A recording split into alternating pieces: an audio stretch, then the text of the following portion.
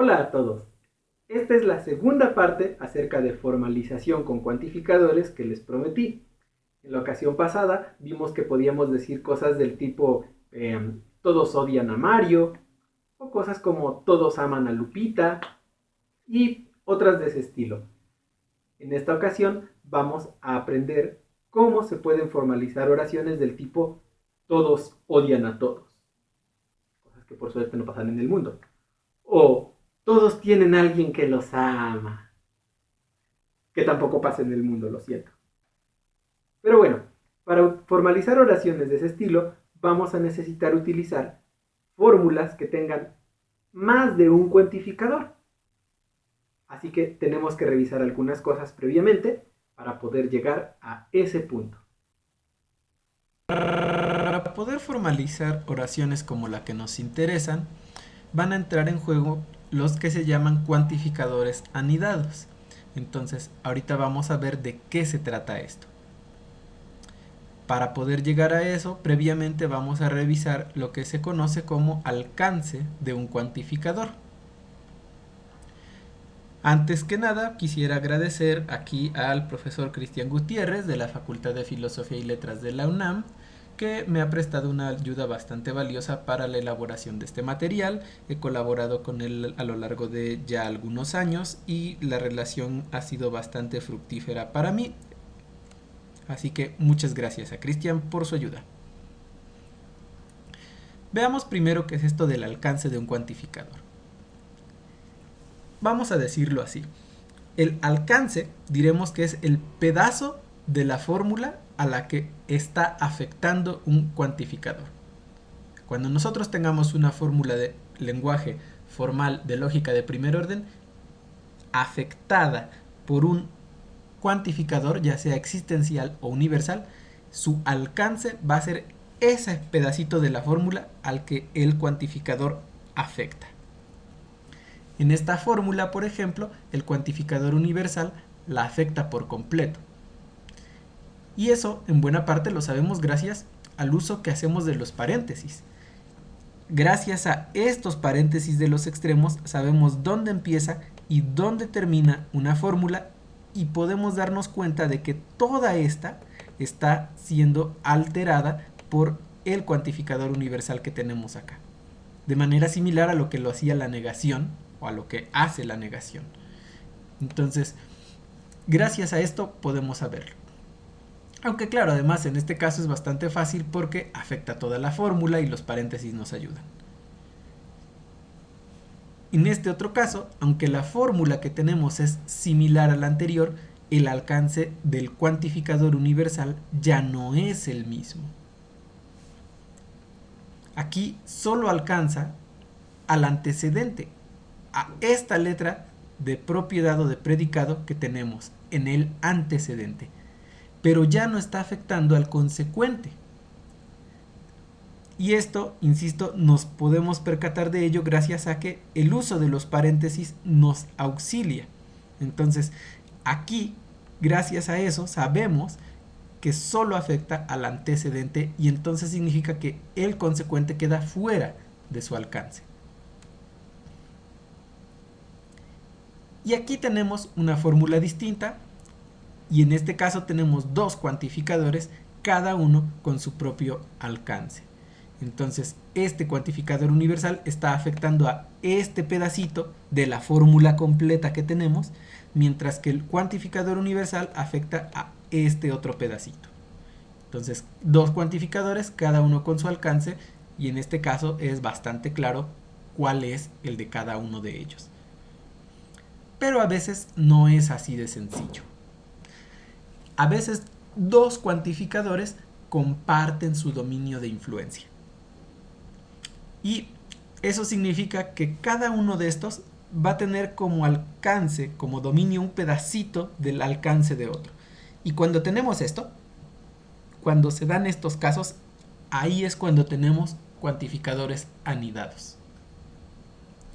Entonces, tenemos un ejemplo aquí.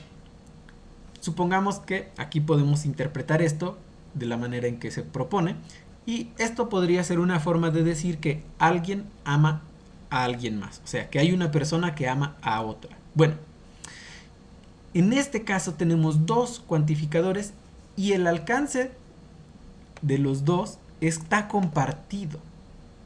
Entonces, este cuantificador existencial estaría afectando a toda la fórmula, que a la vez afecta también este otro cuantificador existencial con el subíndice 1.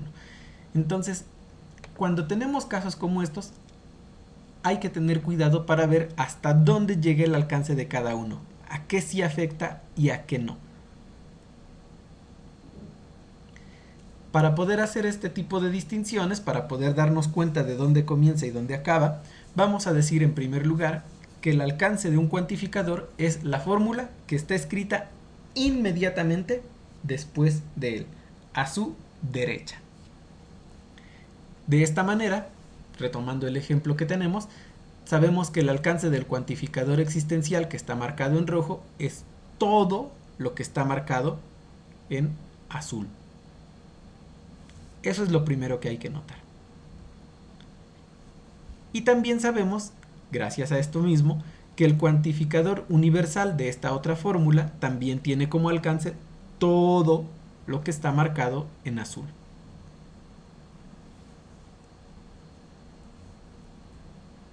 Claro, eso, como podemos ver, todavía no nos basta. Entonces necesitamos un poquito más. Otra cosa importante que vamos a tener que recordar es esta, que el cuantificador solo se relaciona con las variables que están en su alcance. O sea, un cuantificador nada más se va a relacionar con las variables que están presentes en ese pedacito de la fórmula a la que él está afectando. Y nada más. Y además, que solo se relaciona con las variables que son iguales a las que él tiene. Entonces, si un cuantificador está asociado a la variable x, solo va a afectar a las variables x que aparezcan en ese pedacito al que él afecta. En este ejemplo, de nuevo, el que ya teníamos, eso nos ayuda a saber que el cuantificador existencial que está marcado en rojo solo afecta o solo se relaciona con esa otra x que también está marcada en rojo. Mientras que el cuantificador existencial que está marcado en azul afecta a la x subíndice 1 que está marcada también en azul. Y podemos ahora saber a qué afecta el cuantificador universal de esta otra fórmula más compleja que ya teníamos. Entonces, como está afectando a toda la fórmula y además está asociado a la variable x, va a afectar a esta que tenemos en el antecedente de esta fórmula y también va a afectar a esta x que está en el consecuente. Mientras que el cuantificador existencial que tenemos aquí solo va a afectar a la x superíndice 1 que tenemos de este lado. Así que esto es importante. Conocer el alcance de un cuantificador me va a permitir saber con qué variables se relaciona y con cuáles no. Ahora, cuando tenemos cuantificadores anidados, insisto, estos casos en los que dos cuantificadores comparten alcance, podemos tener casos raros que nos lleven a dudar, como este de aquí. O sea, cuando tengo una fórmula como esta, en la que los dos cuantificadores están asociados a la misma variable, parece que puedo tener dudas acerca de cuál es entonces el alcance de cada uno. Así que para poder decidir cosas como esta tenemos que tener presentes otros asuntos importantes.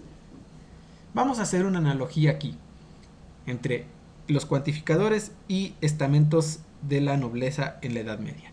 Entonces vamos a hacer esta analogía y vamos a decir que el cuantificador principal en una fórmula es como el rey de la fórmula y que los demás cuantificadores que están afectando a esa misma o que están presentes en ella van a ser como los demás nobles. Y ustedes recordarán, y si no lo recuerdan no hay problema, que han de saber que entre los nobles hay jerarquías. No es lo mismo un duque que un conde, que un vizconde, que un señor, etc. Entonces hay jerarquías allí. Ahora, las variables van a ser como los vasallos de esos nobles. Entonces, las variables que son los vasallos, le deben cierta obediencia al noble. Y además, así como en la Edad Media, en teoría, en principio, las variables son fieles a su señor. Esto quiere decir que solo están afectadas por un cuantificador a la vez. O sea, cada variable solo va a quedar afectada por uno y solo un cuantificador a la vez. No puede quedar ligada a más de uno. Y finalmente, también en principio similar a las relaciones en la Edad Media, antes que al rey, las variables van a obedecer al noble más cercano. Porque así es como se daba la relación de vasallaje. El rey era un señor, sí, pero no era un monarca con autoridad absoluta, no. El rey era primus inter pares. Entonces era un señor que era elegido por los demás. Y había rangos. Entonces, los vasallos a quien deben lealtad en principio es a su señor, al que está ahí, al más inmediato, al que está más cerca. Ahora sí que al que vive prácticamente con ellos. Y entonces el vasallo, por ejemplo, le debe lealtad al conde y el conde a su vez le jura lealtad al rey. Entonces no es una relación inmediata entre vasallo y rey. Así que en caso de conflictos, en principio los vasallos están primero con el conde antes que con el rey. Y por eso luego había pleitos. Pero eso es un asunto divertido de la Edad Media en el que no podemos entrar ahora. Lo importante es esto. Las variables van a quedar ligadas al cuantificador más cercano, sin importar si es o no el principal de la fórmula. Eso nos ayuda ahora a saber qué pasaba con el ejemplo que teníamos. De entrada, podemos marcar con rojo al cuantificador principal de la fórmula, que sería en este caso el rey de la misma. El cuantificador que queda en azul es un noble. Pero gracias a los otros principios, nosotros ahora sabemos que ese rey no tiene la lealtad de los vasallos que están ahí. No tiene ninguna, porque está lejos de ellos. Mientras que el duque, en este caso, tiene a todas esas variables que aparecen, que en este caso solo es una, pero bueno, él sí tiene la lealtad de esos.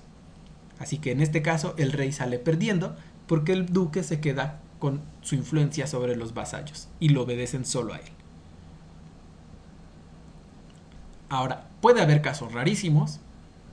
En principio es posible escribir esto, las reglas de formación no nos lo impedirían, en principio eso parece.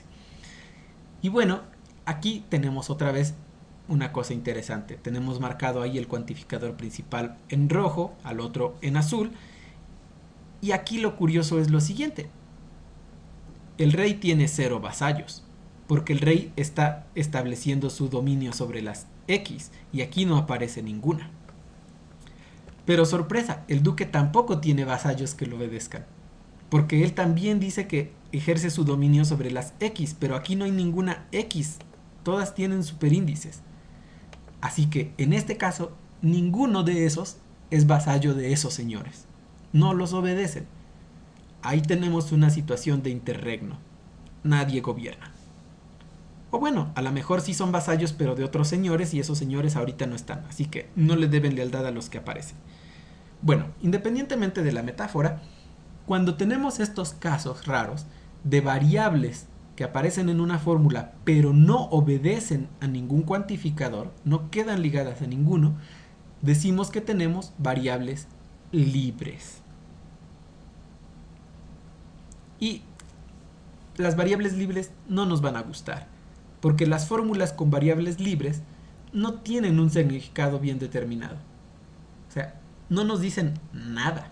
No hay forma de interpretarlas. Así que la fórmula que teníamos, esta que usemos para el ejemplo, pues es una fórmula que no nos dice nada. Entonces nosotros cuando formalicemos tenemos que procurar no dejar variables libres. Y bueno, ahora que hemos visto qué es eso de los cuantificadores anidados, vamos a ver cómo nos sirve esto para formalizar. En primer lugar, tenemos que recordar siempre esto de el alcance de los cuantificadores y no dejar variables libres, y eso nos va a ayudar a decidir, primero, ¿cuál va a ser el cuantificador principal de la oración que nosotros queremos formalizar? O sea, al momento de pasarlo al lenguaje formal, ¿cuál va a ser el cuantificador principal en esa fórmula y cuáles van a ser los secundarios? Y en segunda, nos va a ayudar a ver cuáles son las variables que nosotros debemos asociar a cada cuantificador que nosotros utilicemos dentro de la fórmula.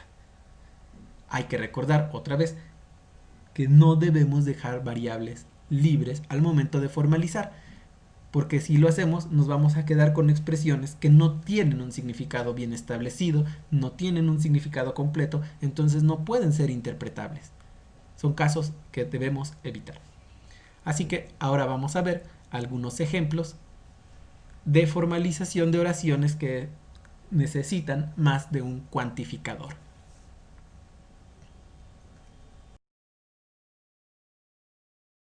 Comencemos con esta oración. Estamos hablando de filósofos. Tenemos aquí nuestro diccionario que incluye solo dos letras de relación. La primera para decir que X admira a X1 y la segunda para decir que X habla mal de X1. Estas cosas por suerte no pasan entre filósofos, solo es ficción. Ajá, sí. Bueno, todos admiran a alguien. Esto significa que si yo voy por el mundo preguntándole a los filósofos, oye, ¿tú admiras a alguien? Todos y cada uno de ellos me tiene que contestar que sí.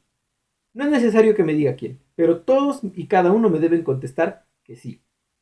Entonces, para recuperar esa idea, vamos a ver. Yo le pregunté a todos y cada uno de los filósofos. Entonces, cuantificador universal. Y la pregunta era, ¿tú admiras a alguien? Lo cual se puede interpretar también como existe alguien al que tú admiras. Entonces, eso me dice que el siguiente cuantificador que voy a usar es un existencial. Y ahora uso la relación pertinente. En primer lugar, tengo que poner al que admira, en este caso X. Y en segundo lugar, al admirado, para este caso X1. Y ya está. Esta es la manera que tengo de recuperar la oración que tenía aquí, todos admiran a alguien, e insisto, es la manera en que recupero lo que dije que podía hacer. Voy uno por uno preguntándole, ¿tú admiras a alguien? ¿Existe alguno al que tú admires? Y todos y cada uno me tienen que responder que sí. Ahí la tenemos.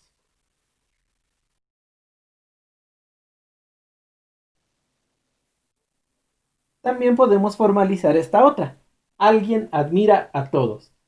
O sea, que hay algún filósofo que es bastante generoso, o por lo menos fácilmente de impresionar, porque admira a todos los demás filósofos. Qué raro. Pero bueno, en este caso, la idea es que tenemos que ir con los filósofos preguntándole, oye, ¿tú admiras a todos? Y con uno solo que me responda que sí, que él admira a todos los filósofos, con eso ya esto es verdadero. Entonces necesito una fórmula que me recupere esa idea. Otra vez, basta con uno solo, o sea, voy a usar un existencial, al que yo le pregunte, ¿tú admiras a todos? Y él me tiene que responder que sí. Entonces, existe uno tal que, y aquí necesito el universal. Para todos los demás, él los admira. Entonces, utilizo de nuevo mi letra de relación pertinente. Y aquí, otra vez, el admirador tiene que ir en primer lugar, el admirado en el segundo. Y ya quedó. Existe alguien que admira a todos. Noten además que este que admira a todos, como él mismo es un filósofo, quiere decir que se admira a sí mismo. Porque si no se admirara a sí mismo, pues ya no es cierto que admira a todos. Entonces, podemos decir que es un filósofo generoso y de alguna manera también un poco vanidoso. Pero bueno, esos son exquisiteces.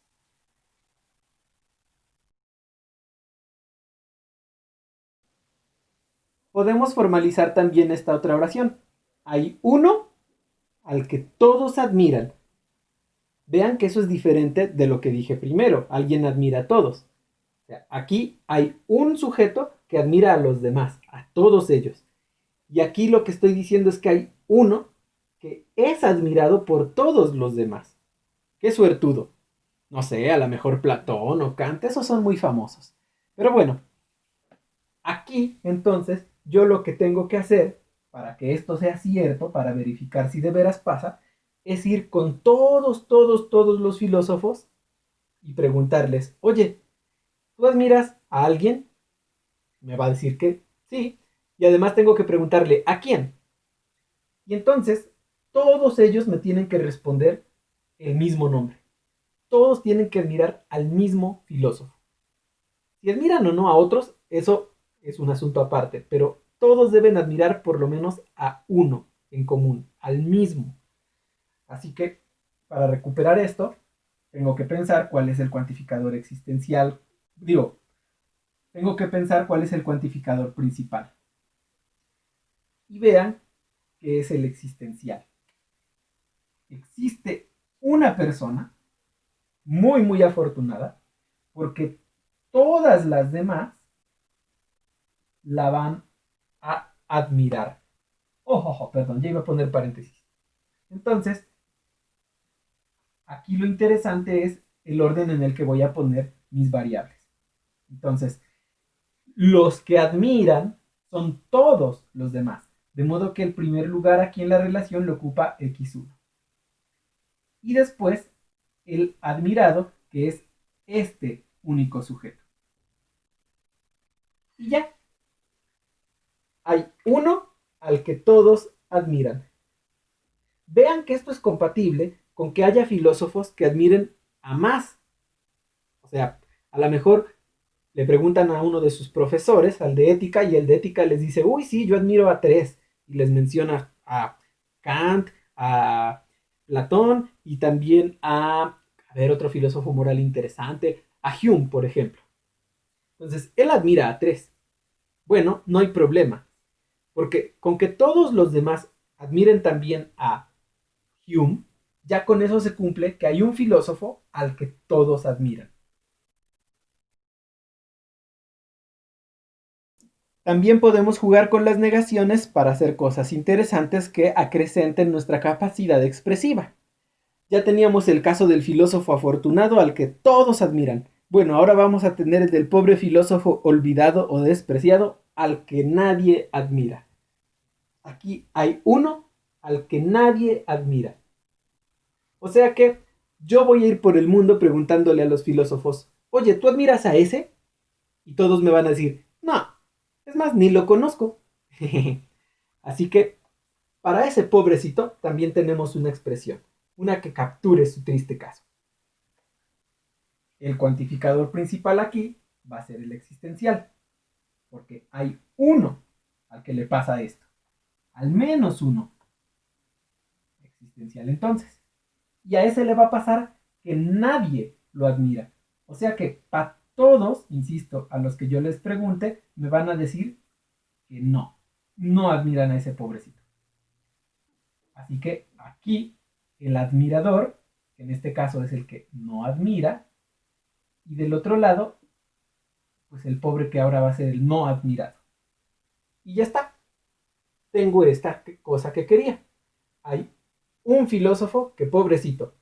Tú vas por el mundo, les preguntas a todos si lo admiran y todos te contestan que no. Hasta siento lástima por él y ni sé quién es. Oh, por Dios, y a lo mejor porque no sé quién es no lo admiro. Contribuyo a su mal.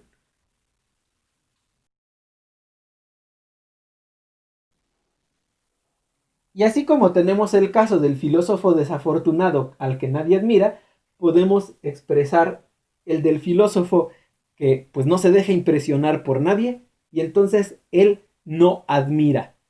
O sea, ese de veras dice, no, nadie es tan bueno para ganarse mi aprecio y mi admiración. Así que ese no admira a nadie. Tú vas y le preguntas, oye, ¿admiras a este? Ne. ¿Y a ese otro? Ne. Y así con todos los que le presentes. Así que para ese filósofo poco impresionable, podemos encontrar una expresión que capture su caso. El cuantificador principal va a ser también el existencial acá. Vamos a tener nuevamente un universal, porque pues no admira a nadie, entonces todos no son admirados por él. Como no los admira, negamos aquí. Y aquí lo que va a cambiar respecto a la oración anterior es el orden. Ahora este es el que no admira. Así que va a ocupar el primer puesto la variable que le asignamos a este cuantificador existencial. Y el segundo puesto lo va a ocupar la variable asignada al universal. Y ya lo tenemos. Hay un vato que no se deja impresionar y por eso no admira a nadie.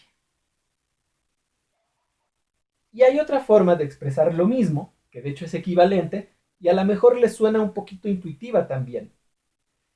Que sería, a ver, hay un filósofo tal que tú le vas a preguntar, ¿hay alguien al que admiras?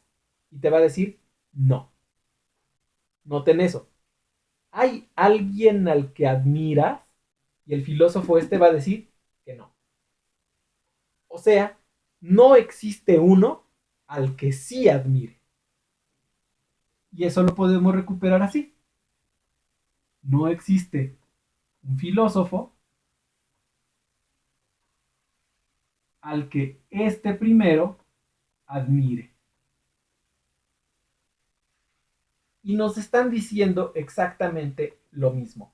Estas dos expresiones sirven para recuperar la misma oración que queríamos.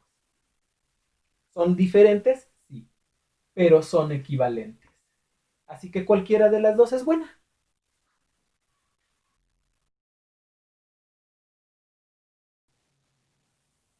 Y también podemos recuperar un escenario muy raro en el que pues ningún filósofo se deja impresionar, ninguno tiene suficiente como aprecio por el trabajo de los otros, y entonces es un mundo horrible para los filósofos porque aunque conviven y demás, en realidad nadie admira a nadie. Qué triste. Esperemos nunca llegar a eso. Pero bueno, aquí entonces quiere decir que si yo voy por el mundo preguntándole a los filósofos, oye, ¿tú admiras a algún otro? Todos y cada uno me van a contestar que no. Y hasta puedo ir, agarro al filósofo A y le voy presentando, oye, pero tú admiras al filósofo A1, y me va a decir no. Y admiras al A2 y no. Y puedo agotar la lista de filósofos existentes en el mundo y me va a decir que en él, que para cualquiera que yo le ponga enfrente, no lo admira. Pero esto lo podría repetir con todos los demás. Bueno, todo ese choro para decir que, pues, para recuperar esto, necesitamos primero un cuantificador universal. Porque otra vez, este proceso yo se lo puedo aplicar a todos los filósofos. Y a los que le voy a ir pasando enfrente preguntándole, ¿admiras a este? También deben ser todos. Y me los debe descartar a todos y cada uno. Así que también necesito otro cuantificador universal acá. Y lo que va a pasar es que no hay relación de admiración. Así que tengo que negar esto. Y pongo mis variables así. Y ya quedó. Otra forma de leer esta expresión es, para cualquiera dos filósofos que te agarres, no hay admiración de uno para el otro. Y ya. Y aquí también tengo una manera diferente de decir lo mismo, una que sea equivalente. La idea es la siguiente. Yo puedo agarrar y decir, a ver, les voy a ir a preguntar a todos. ¿Existe algún filósofo al que admires? Y todos me van a responder, no. O sea que para todos los que yo vaya y consulte, no existe un filósofo al que al que yo le pregunto admire. Y me queda así.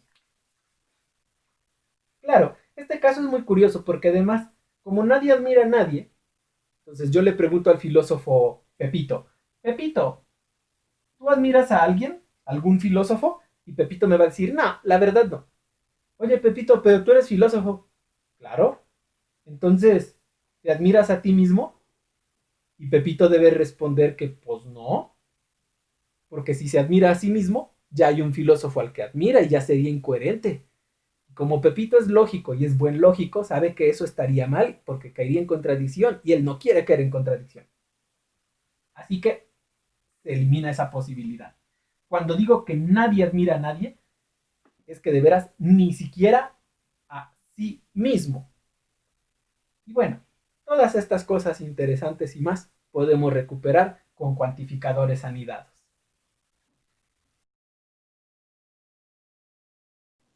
Para que se lleven como botana, tenemos 5 ejercicios de formalización con estos cuantificadores anidados.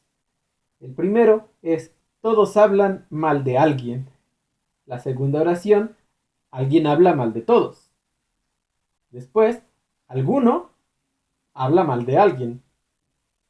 Después, hay uno del que nadie habla mal.